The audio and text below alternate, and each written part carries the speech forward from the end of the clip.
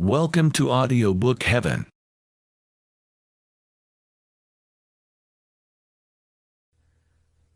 The Gambler by Fyodor Dostoevsky, translated by C.J. Hogarth. Chapter 7. In the morning I sent for the maître d'hôtel, and explained to him that in future my bill was to be rendered to me personally. As a matter of fact, my expenses had never been so large as to alarm me, nor to lead me to quit the hotel, while, moreover, I still had 160 gulden left to me, and in them, yes, in them perhaps, riches awaited me. It was a curious fact that, though I had not yet won anything at play, I nevertheless acted, thought, and felt as though I were sure, before long, to become wealthy, since I could not imagine myself otherwise. Next, I bethought me, despite the earliness of the hour, of going to see Mr. Astley, who was staying at the Hôtel de l'Angleterre, a hostelry at no great distance from our own. But suddenly De Griers entered my room. This had never before happened, for of late that gentleman and I had stood on the most strained and distant of terms, he attempting no concealment of his contempt for me, he even made an express point of showing it, and I having no reason to desire his company. In short, I detested him. Consequently, his entry at the present moment the more astounded me. At once I divined that something out of the way was on the carpet. He entered with marked affability, and began by complimenting me on my room. Then, perceiving that I had my hat in my hands, he inquired whither I was going so early, and no sooner did he hear that I was bound for Mr. Astley's than he stopped, looked grave, and seemed plunged in thought. He was a true Frenchman in so far as that, though he could be lively and engaging when it suited him, he became insufferably dull and wearisome as soon as ever the need for being lively and engaging had passed. Seldom is a Frenchman naturally civil. He is civil only as though to order and of set purpose. Also, if he thinks it incumbent upon him to be fanciful, original, and out of the way, his fancy always assumes a foolish, unnatural vein, for the reason that it is compounded of trite, hackneyed forms. In short, the natural Frenchman is a conglomeration of commonplace, petty, everyday positiveness, so that he is the most tedious person in the world.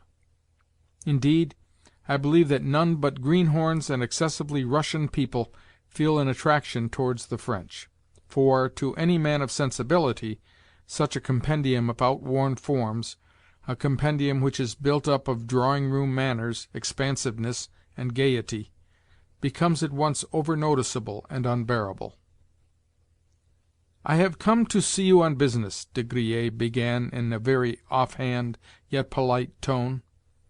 "Nor will I seek to conceal from you the fact that I have come in the capacity of an emissary, of an intermediary, from the General.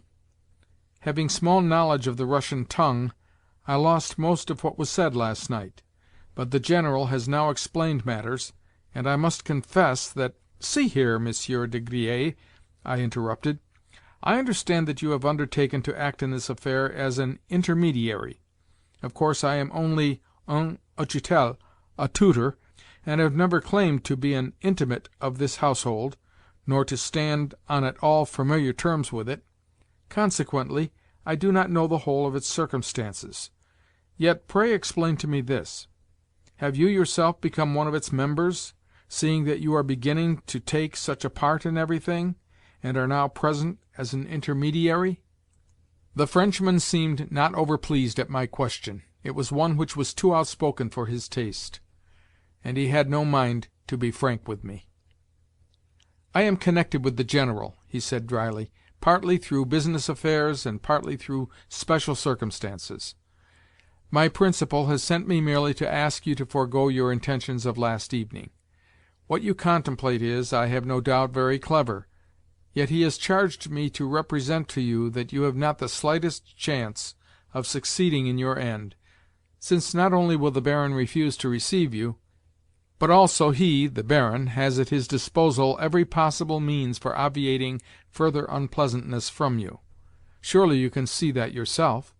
What, then, would be the good of going on with it all? On the other hand, the General promises that at the first favourable opportunity he will receive you back into his household, and, in the meantime, will credit you with your salary, with vos appointements. Surely that will suit you, will it not?"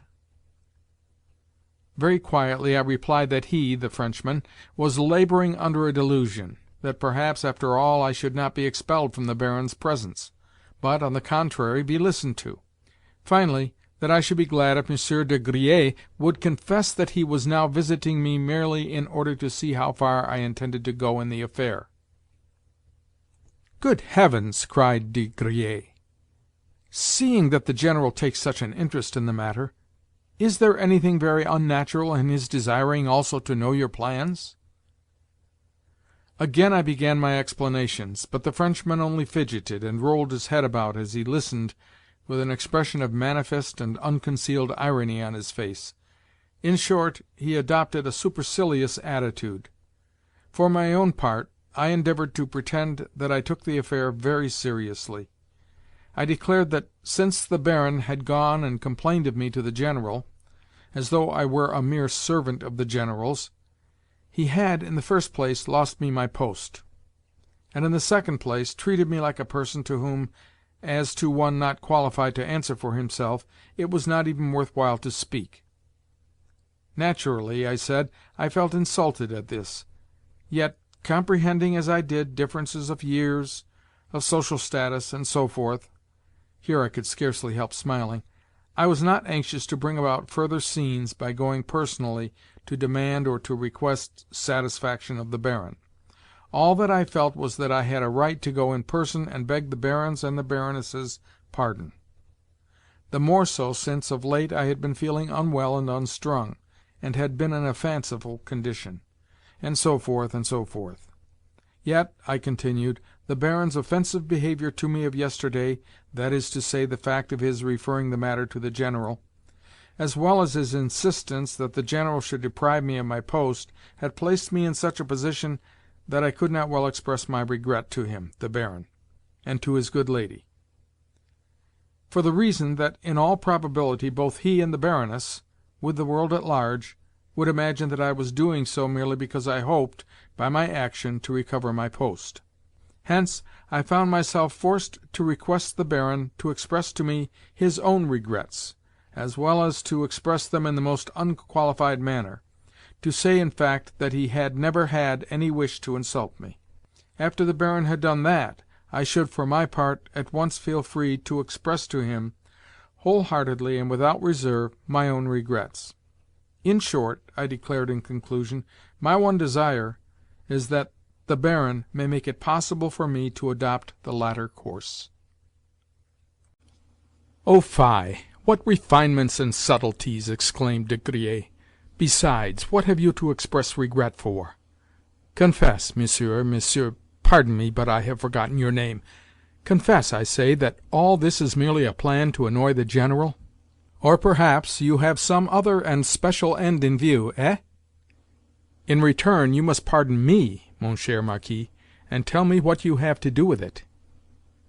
"The General—" "But what of the General? Last night he said that, for some reason or another, it behoved him to move with especial care at present, wherefore he was feeling nervous. But I did not understand the reference."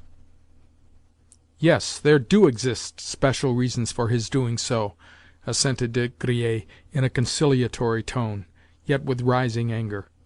"You are acquainted with Mademoiselle de Cominges, are you not?" "Mademoiselle Blanche, you mean?" "Yes, Mademoiselle Blanche de Cominges. Doubtless you know also that the General is in love with this young lady, and may even be about to marry her before he leaves here? Imagine, therefore, what any scene or scandal would entail upon him."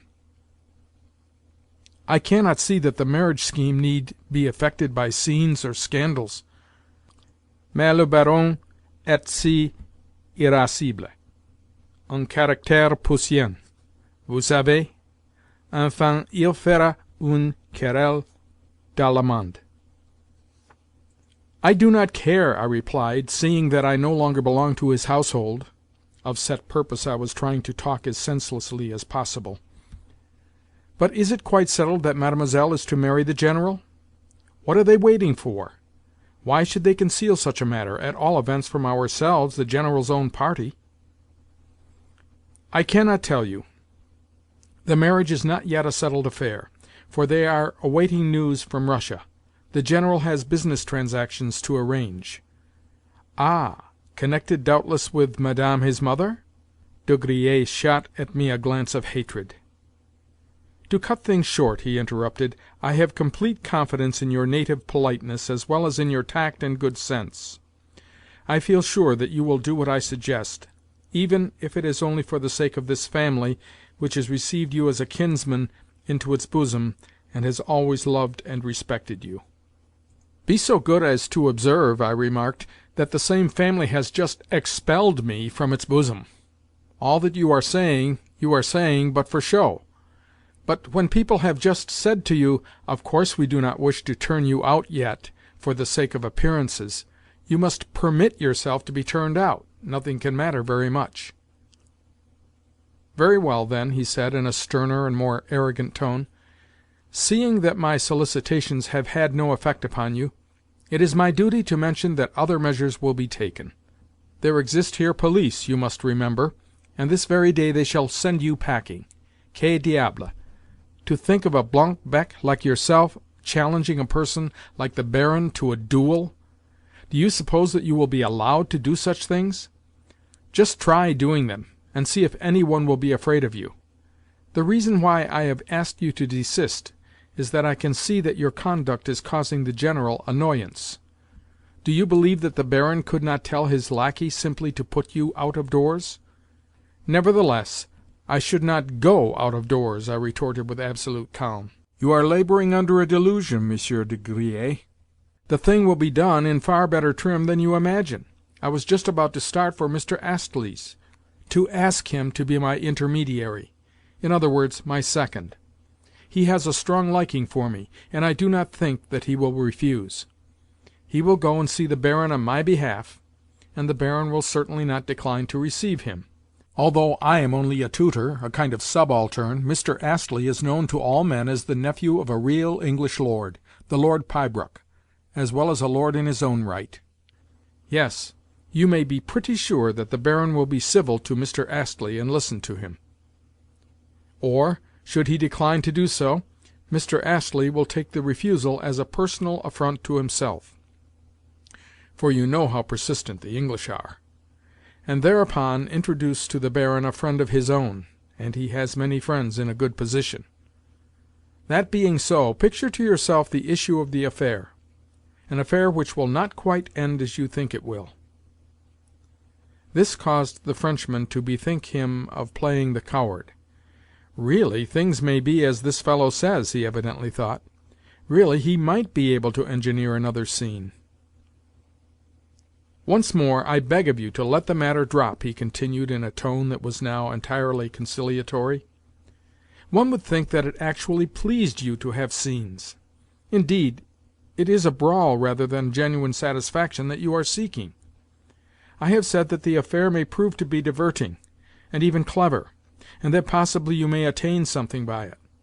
Yet none the less I tell you," he said this only because he saw me rise and reach for my hat, "that I have come hither also to hand you these few words from a certain person. Read them, please, for I must take her back an answer." So saying, he took from his pocket a small, compact, wafer-sealed note, and handed it to me. In Polina's handwriting I read: "I hear that you are thinking of going on with this affair. You have lost your temper now, and are beginning to play the fool. Certain circumstances, however, I may explain to you later. Pray cease from your folly, and put a check upon yourself, for folly it all is. I have need of you, and moreover you have promised to obey me. Remember the Schlangenberg. I ask you to be obedient. If necessary, I shall even bid you be obedient. Your own, Polina. P.S.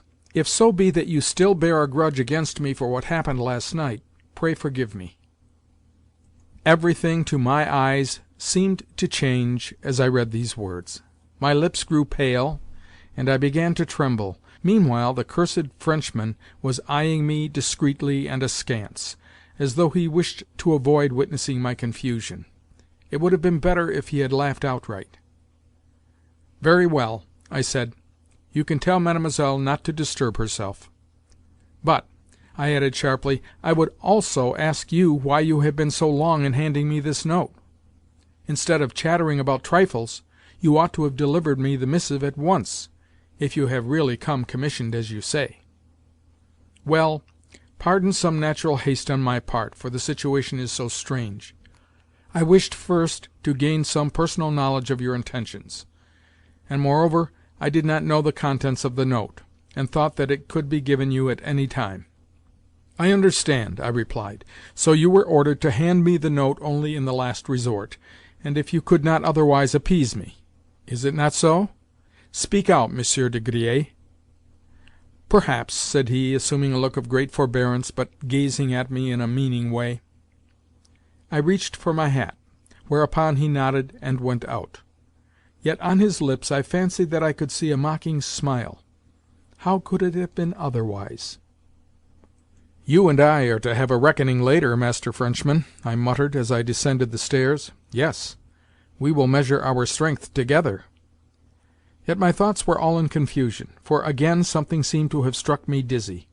Presently the air revived me a little, and, a couple of minutes later, my brain had sufficiently cleared to enable two ideas in particular to stand out in it. Firstly, I asked myself, which of the absurd, boyish, and extravagant threats which I had uttered at random last night had made everybody so alarmed?